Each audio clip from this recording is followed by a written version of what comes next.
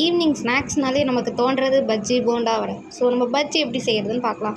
நல்ல நீட்டான வாழைக்காய் எடுத்து அதோடைய மேல் பகுதி கீழ்ப்பகுதியும் கட் பண்ணிவிட்டு தோல் எல்லாம் நல்லா சீவணும்.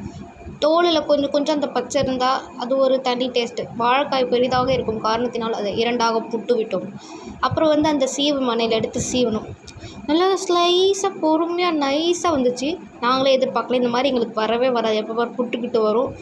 அதே மாதிரி இந்த சீவு மணையில் ஒன்று இருக்க ஓட்டையாக, அது எதுக்குன்னே தெரியல. ஒன்று கேரட் பீன்ஸு சீவுறதுக்கு, ஒன்று பஜ்ஜி சீவுறதுக்கு. அப்புறம் எங்கள் வீட்டில் நாங்களே தான் பஜ்ஜி மாவு அரைப்போம். அதை எப்படி அரைப்போம்னா கொஞ்சம் கடலை மாவு, அப்புறம் கொஞ்சம் அரிசி மாவு, கொஞ்சம் மிளகாய்த்தூள் அதெல்லாம் போட்டு எப்பயுமே மிக்ஸ் பண்ணி வச்சுருப்போம் பஜ்ஜிக்குன்னு தனியாக. அதில் உப்பு பெருங்காயத்தூள் மட்டும் நல்லா சேர்த்து போட்டு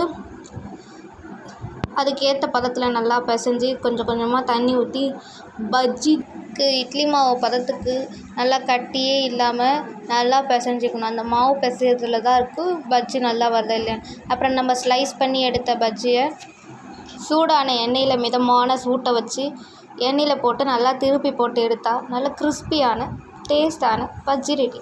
இந்த வீடியோ உங்களுக்கு பிடிச்சிருந்தா லைக் பண்ணுங்கள், ஷேர் பண்ணுங்கள், கமெண்ட் பண்ணுங்கள். இன்னும் ரெசிபி வேணுன்னா சப்ஸ்கிரைப்